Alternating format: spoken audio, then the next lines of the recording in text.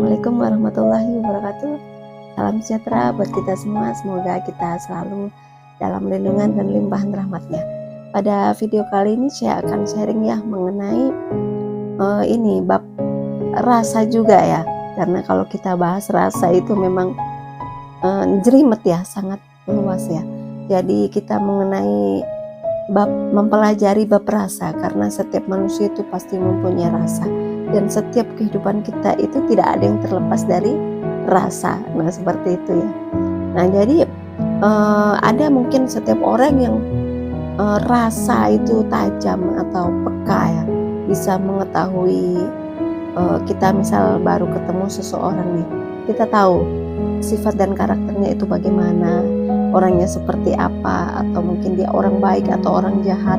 Baik ke kita itu karena ada pamrihnya atau tujuannya, ada ada maunya, atau mungkin tulus ikhlas. Nah itu kan dari mana kita? Itu dari rasa kita bisa tahu, kita bisa paham.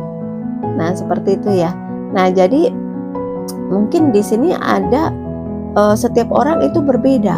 Nah jadi rasa ini juga itu ada hubungannya dengan trah ya, karena trah itu ada kaitannya dengan torekoh ataupun wadah suatu keilmuan, ilmu batin. Kayak misal kita ibaratnya nih kayak pisau. Nah jadi kayak kita ini punya pisau ya.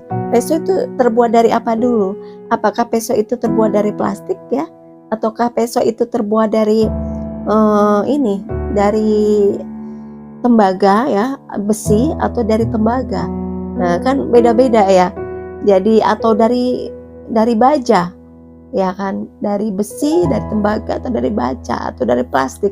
Nah kalau kita punya pisau dari plastik, mau kita mengasah pisau itu seperti apa juga, mau serajin apa, ya tetap ketajamannya itu berbeda dengan pisau yang dari dari besi ya, atau dari dari tembaga ya, itu berbeda ya kan. Nah begitupun dari baja. Kalau pisau yang terbuat dari baja itu meskipun kita ngasahnya itu sedikit ya, tetapi itu jauh lebih tajam dari yang lain. Nah seperti itu. Begitupun dengan wadah kita, wadah keilmuan itu. Ilmu itu harus ada wadahnya, harus ada mangkoknya. Bagaimana cara kita menguatkan suatu wadah atau suatu mangkok itu ya, kayak sayuran itu harus ada mangkoknya buat naruh, harus ada piringnya ya kan. Jadi harus kuat gitu. Makanya orang belajar suatu ilmu tertentu ya, apalagi yang menyangkut hal spiritual atau gaib, itu kalau harus didampingi guru.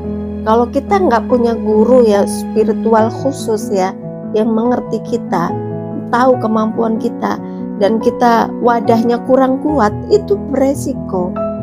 Kalau kita belajar tanpa didampingi guru, kita punya guru nih, tapi kita nggak selalu didampingi oleh guru, itu masih bisa kalau wadah kita itu kuat, mangkok kita itu kuat loh ibaratnya. Nah seperti itu ya.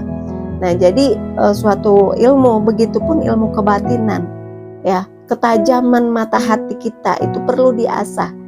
Nah seperti itu harus ada gurunya. Seperti itu. Kalaupun nggak ada ya mencari guru yang tepat lah ya untuk itu. Nah itu juga manfaatnya sangat luas sekali ya, sangat dibutuhkan dalam kehidupan kita sebenarnya. Nah jadi ada banyak metode-metode atau cara-cara yang dilakukan ya supaya hati kita itu peka. Kalau kita punya pisau meskipun dari baja, dari besi ya, tapi kita nggak pernah mengolahnya, nggak pernah membersihkannya dari karat berkarat, mungkin kita nggak pernah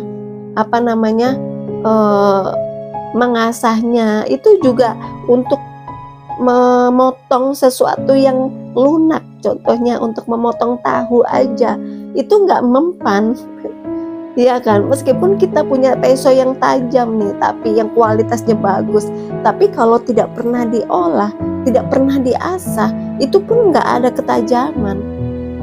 Seperti itu. Nah beda kalau kita sering membersihkannya, kita sering mengolahnya, kita sering mengasahnya, kita sering eh, meningkatkan kualitas kepekaan hati kita. Nah, itu pun nanti akan semakin tajam. Nah, makanya orang-orang zaman dulu, kenapa nenek moyang kita, kalau dia berpikir, kalau dia ngomong sabdo pandito ratu ya, atau itu geni, ngomong sesuatu apa itu ya, baik itu yang positif atau yang negatif, itu akan menjadi suatu kenyataan. Kenapa? Karena sering diolah, sering diasah, sehingga akan menjadi tajam.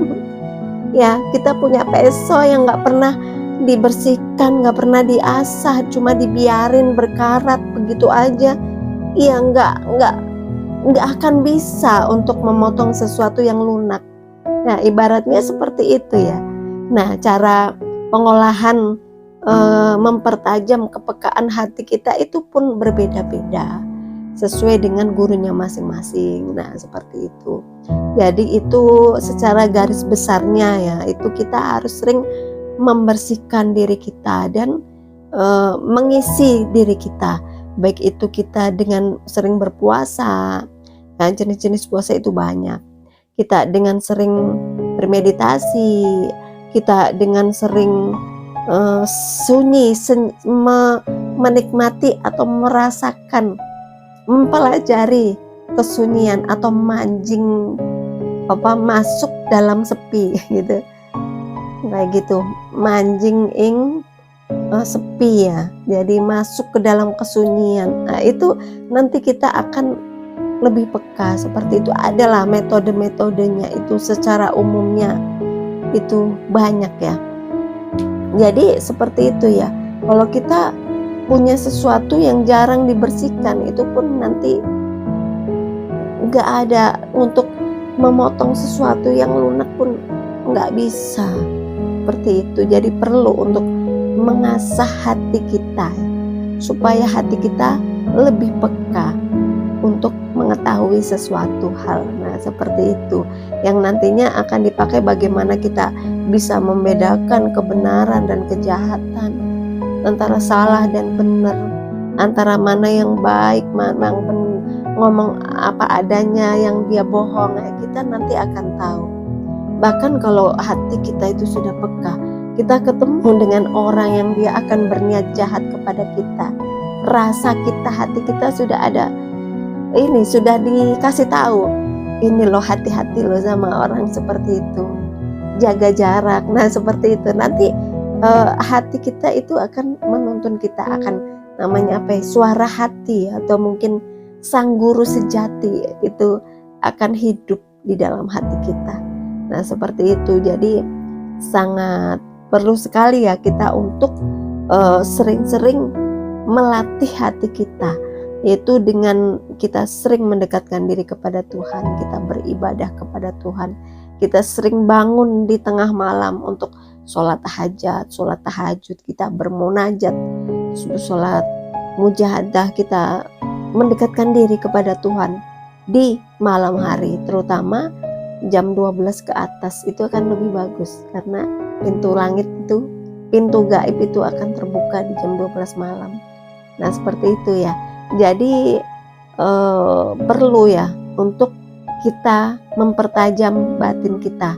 Jadi nanti kepekaan kita akan meningkat, intuisi kita.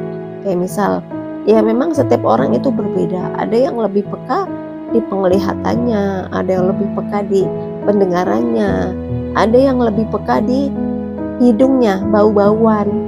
Nah, ini bau ini kok bau ini, ngelewatin jalan ini kok baunya seperti ini, itu nanti akan paham. Kayak gitu ya. Nah, yang selanjutnya kita harus sering-sering mendekatkan diri kepada Tuhan.